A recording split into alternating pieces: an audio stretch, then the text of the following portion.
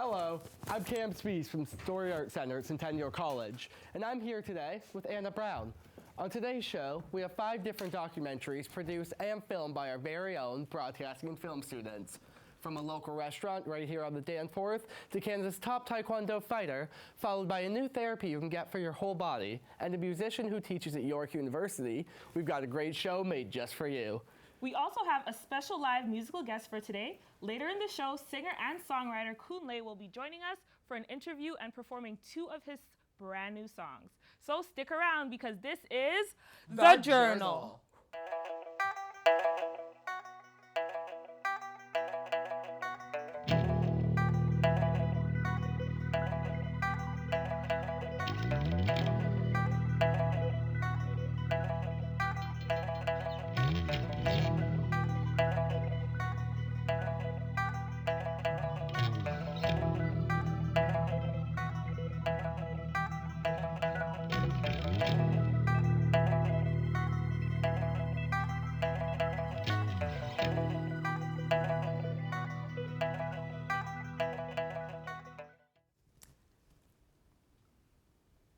Welcome back to The Journal. The Journal is a show that's produced by second-year students in the Broadcasting and Film program at Centennial College, where each of us produces our own documentaries. Everything from health and fitness, community values, and the arts. You can check us out on our Facebook and Twitter page, The Journal. So Cam, what stories do we have today? Well, Anna, today's show is all about health and fitness to become a better person. It features a new physical therapy, Myo-Detox, and it hasn't reached the public yet, and a story about Haika Mirbakan, Kansas' top Taekwondo fighter, right in action. And don't forget about our live musical guest, Kunle, and we'll have an interview with him and have him play 2 of his original songs. And our first documentary today focuses on the day in the life of a local restaurant here in our very own neighborhood, the Danforth. What's that restaurant's name? It's California's. Now, California's is not only a great little restaurant, but also a great meeting place for many Macedonian Canadians who live nearby. So let's take a look.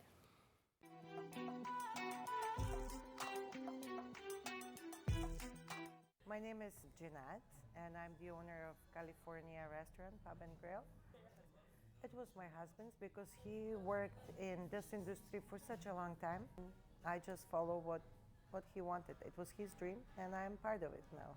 We choose California as the name of this restaurant because this restaurant exists for 40 years. So I just wanted to continue, but with upgrading and more up-to-date the restaurant. So we kept it the same name so it can stay like a neighborhood bar.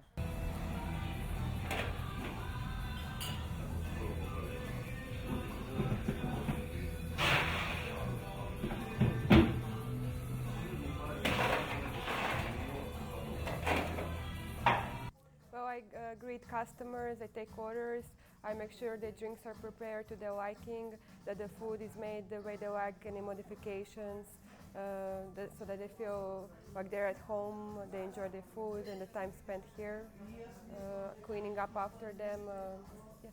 In this restaurant works my daughter, my sister, my brother-in-law.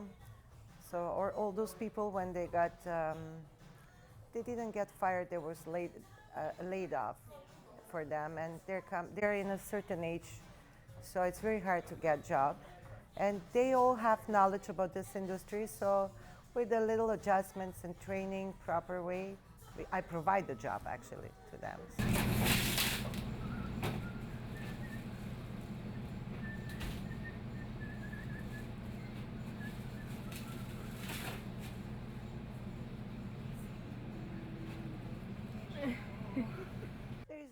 Too much hardest thing for me. It's the hours you put in the restaurant. And of course you have to deal with, like, when it's your family, it's harder because you have to be like a boss to them. But I never approach like that to nobody, even to the people that they work for me beside my family, because I see my restaurant as a work team. So we all give to the house so the house can give back to us. Yes, it is rewarding, and being an owner and work in it as a waitress, it gives me so much opportunity to learn and to know my community around me, and all the, even when you talk to the people, you share your problem kind of, and they become like extended family, and that's for me very rewarding, and I love because I love people.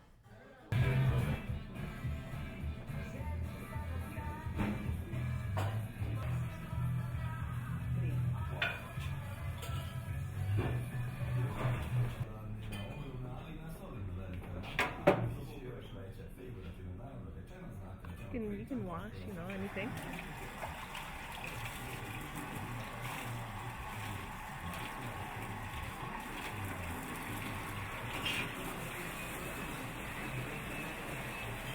I don't promote my restaurant as a Macedonian restaurant, but we have few dishes that that gives that people can acknowledge that we have a different background, even though I love Canada, and as you can see on my menu, I have both. I have everything that characterizes Canada and my background with a little flair or flavor of the food that gives makes it a little bit different.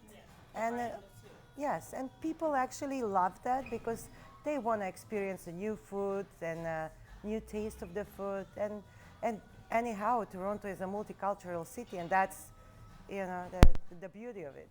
We have people coming in every day, so they tell us about their day, what are they about to do tonight, if they're going out somewhere, so if they have any problems. So it's a very friendly relationship.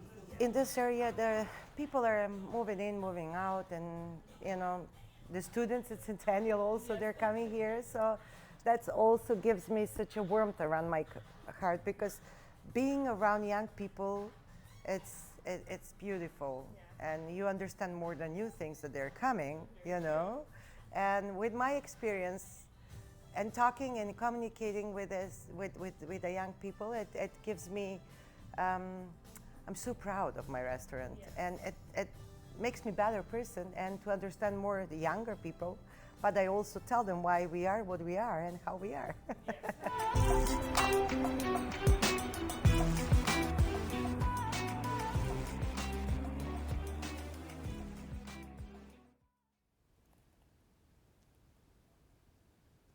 That was a great behind-the-scene look into California's.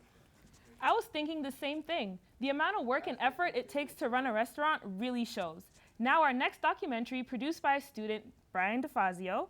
In the piece, we will see what it takes to run a gym. The personal trainer's name? Jessica Mars. Let's take a look on what goes on in her gym.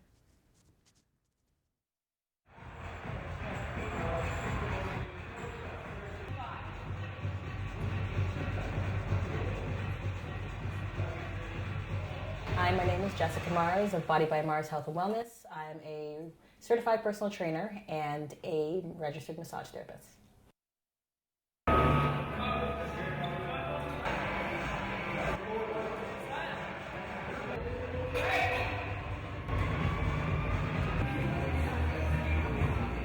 I've always led a life of being extremely active, playing sports and working out in the gym.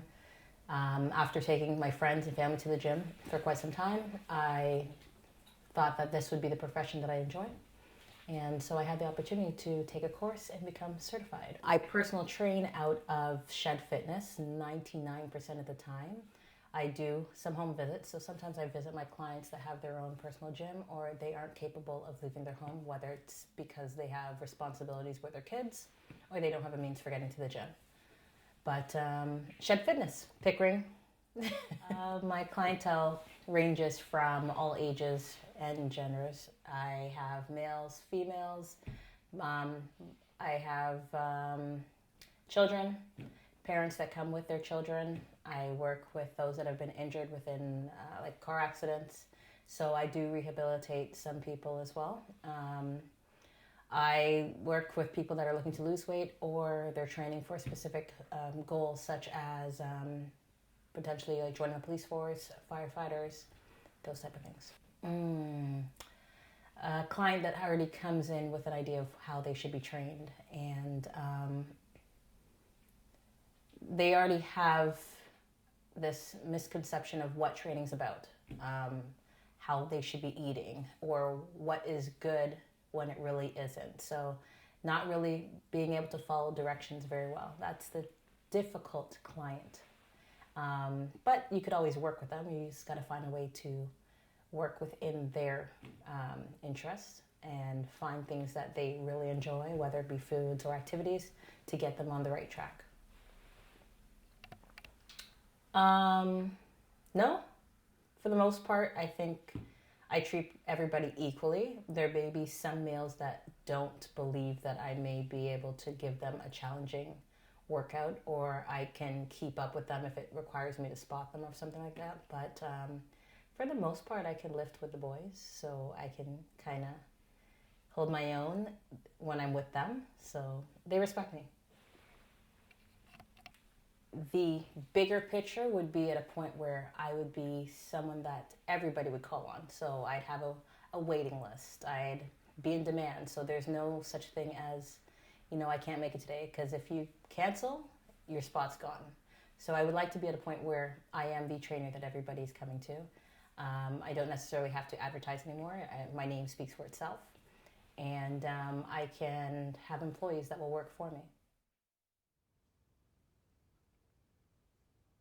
That was inspiring. There's a lot that a personal trainer does to make sure that their clients get their full experience at the gym. Just watching that makes me want to break a sweat. Well, if you're breaking a sweat, Anna, then the next short documentary will be perfect. It's produced by our very own Christian Roxas, and it's about a new physical therapy to relax your muscles when you're done at the gym. It's called Myo Detox, and it hasn't reached the public yet, so we're going to be the first ones to get to see what it's all about. Here we go.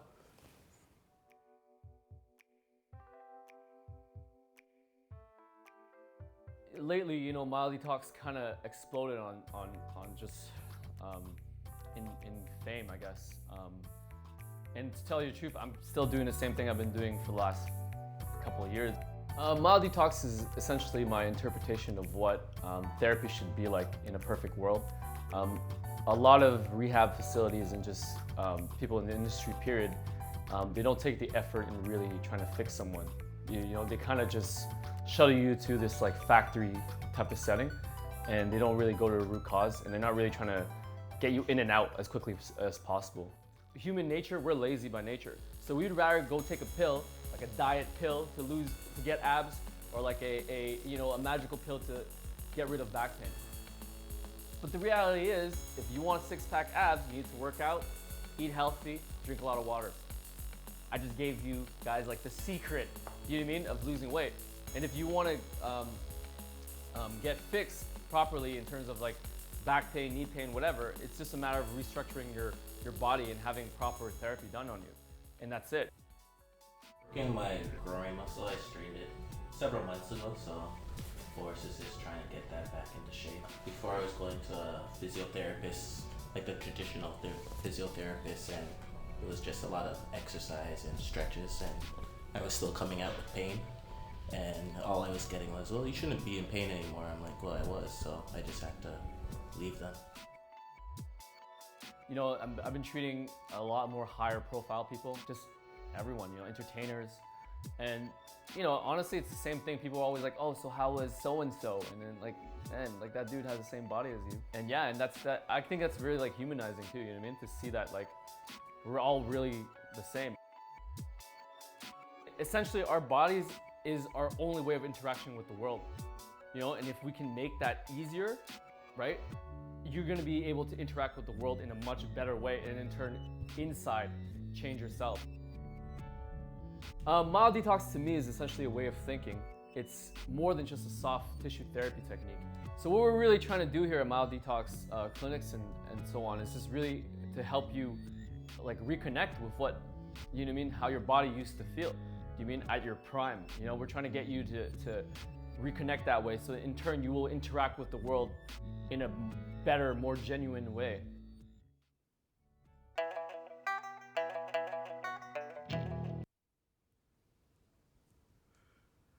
That looks so soothing. My muscles are getting relaxed just by watching that piece. Well, I wouldn't be too relaxed, Cam, because in our next piece, we have our nation's very own top Taekwondo fighter.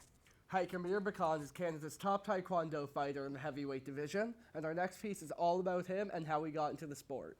It was produced by our very own Jay Zhu, where he spoke to Haik's coach and visited him in the dojo. Stick around because right after that story, our musical guest will be performing his latest song.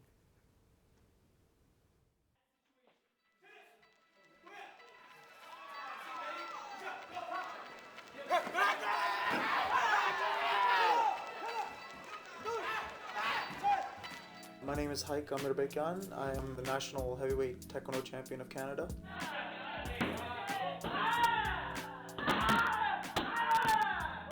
Before I actually started martial arts, I used to watch Ninja Turtles, Power Rangers. Bruce Lee's a big influence on me. So there was sort of like a culture in Armenia of kids watching martial arts. There was a period in my life when I was about 14 or 15 where I would go to my basement every single day and train for like 4 hours a day.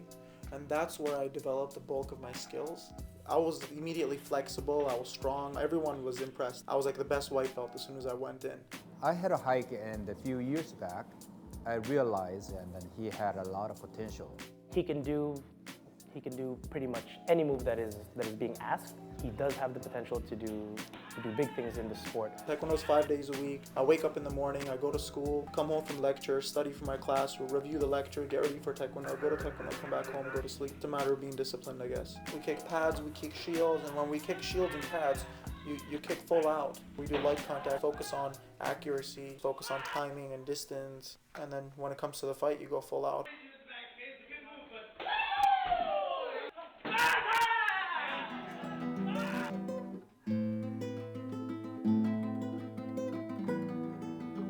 At the tournament, what most important thing is to get yourself fired up, get your muscles fired up, get your mind fired up. Heart starts beating, you feel a little bit of nervousness in your stomach sometimes. It depends on sticking to the game plan, trusting your abilities, making sure that he's warm and prepared when he enters the ring. You have to believe in whatever move that you're doing, every motion that you're doing.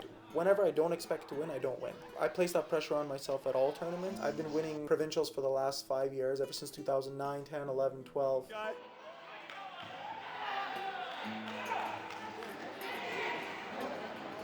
You go to these tournaments, Canada Open or US Open, you get ranking points. You use these ranking points to qualify for World Championships, Olympics, and things like that. In 2014, I became the national champion. Worked very hard last few years. Few years he had a hard time, but finally he made it the last year. It's just a matter of him sometimes maybe getting out of his own way, making sure that he can control himself to do what he wants to do instead of just relying on his sheer emotion. And focus. Okay? Focus, focus, focus. I do believe, and then he will have a good outcome. He can go anywhere. He can go anywhere. My opponent on Saturday, I actually don't know who it's going to be. It's tournament style fighting, so there's people from all over the world that are going to be their national teams from other countries, and then you get matched up pretty much randomly, and then if you win your first match, you move on to your second match. It's single elimination, so you never know who you're going to fight. It's going to be a tough tournament for sure. So I have a goal to be the best in the world. I've always had that. Well, I've had that goal for like 10 years now, and I know that it's going to happen. It's just a matter of time. So I just keep working at it, keep making progress, and I won't be satisfied until I'm there. So that's my source of motivation, basically. I think I'm going to win.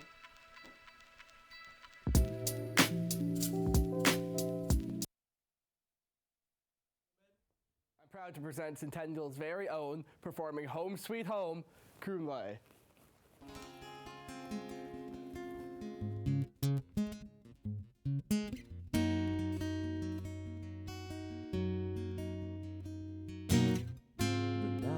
Crawling in the sun is setting just like yesterday. Birds are flopping, songbirds singing, it's been a good day.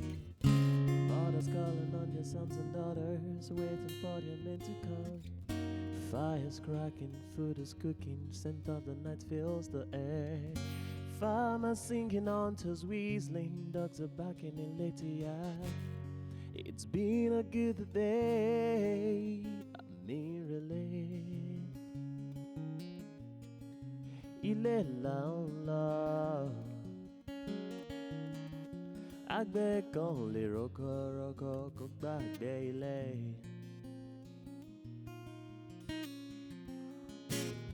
Kò sí bá ṣe roko lọ títí, ká má ronú ilé. Kò sí bá ṣe ràjò lọ títí, ká má rántí ilé. Bọ́mọdé bá ṣeré lọ títí, á ronú ilé. bàgbà bá ṣeré lọ títí àrántí ilé elédùwà kó ṣọ́ wa lọ elédùwà kó ṣọ́ wa bọ̀ àmì ìrẹ̀lẹ̀ àwa àmì ìrẹ̀lẹ̀ ilé là ń lọ àgbẹ̀ kan ò lè rókòrókò kó gbàgbé ilé.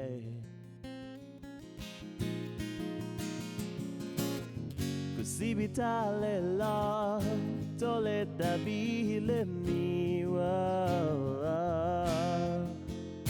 Anytime I remember my home, I miss my mother's jollof rice.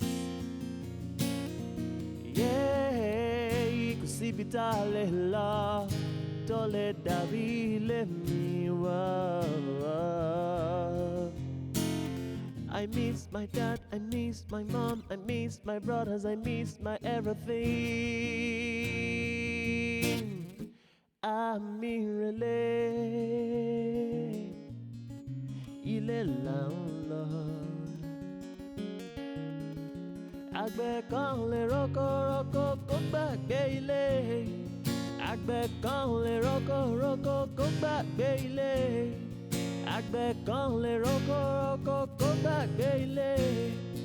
Àgbẹ̀ kan lè rókòrókò kó gbàgbé ilé.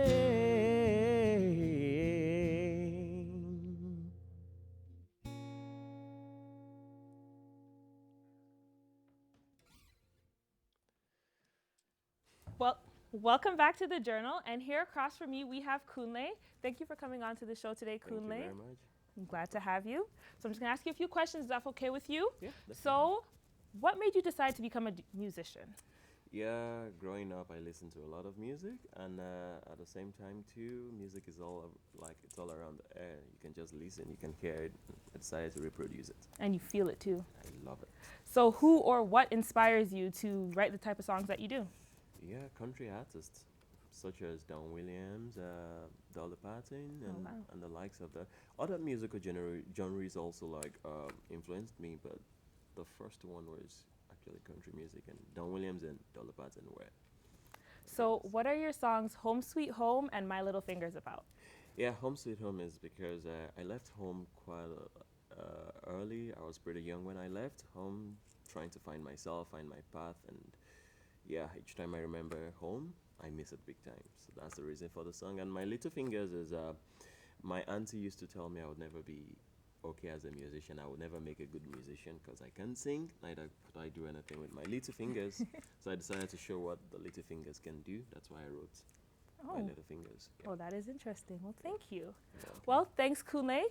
So stay tuned as Kunle will be back to perform another song later in the show. But in the meantime, we have another music story about William Bouvet, a musician that teaches at York University. Our producer, James Samuel, paid a visit to this dedicated musician and teacher who touched many lives.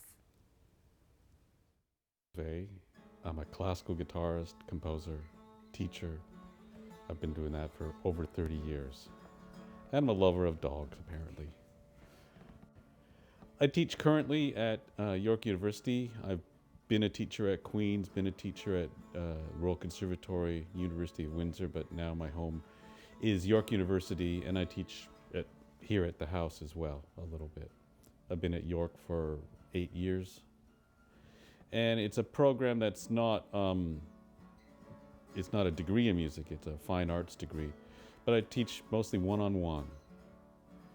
I played with poets, played with dancers, collaborated with improvising musicians, written pieces for children's choirs and other guitarists, performed with, for example, the Evergreen Club Gamelan, who's a Toronto, it's not a community gamelan, it's a gamelan that specializes in new music. So I had a piece written for 2 guitars in gamelan about 25 years ago. I used to be a specialist in contemporary music, so if they needed someone to play music that was really scary looking, and they would give me a call, and I started my career getting composers to write for me, so I would be expanding the guitar repertoire. Now I've taken a break from that and write my own music. Got about 5 CDs to my credit, and I've played on other people's CDs 4 or 5 times as well. A CD with a storyteller doing roomy stories, two CDs with the Canadian Music Centre's label Centre Discs, another CD that features George Kohler on bass and sitar called Traces, and my first CD project was with Brian Katz, and it's called Bridges. As a teacher, you're always trying to adapt to your students and create a path for them that makes sense. And in my own work, I'm creating a path for myself that makes sense given my past and all of the things that I've done up to now. So, I guess the best thing is being surprised somehow by either if I get a student to write a piece and they come in and it's like, wow, that was great. Or every once in a while, I have to force it on myself, but try to surprise myself. So it's that surprise that takes you into a new path. And I guess I've had students for 30 years. And, I have sort of a strange specialty. Most of my career, I've actually worked with middle-aged people who are of moderate ability and intermediates. And it's actually my specialty. So, in fact, I got invited. I've been out to the guitar festival in Calgary for the last 3 years, and they've had some cutbacks. But, in fact, some of the intermediates forced them to bring me back another year because, that's what I do. And thanks for joining us here today at the Journal. Make sure you tune in Monday, where we cover topics such as art, poker, and more. And you tune in next Friday for our next show, where we're going to be covering the para-athletes and a little bit about collecting.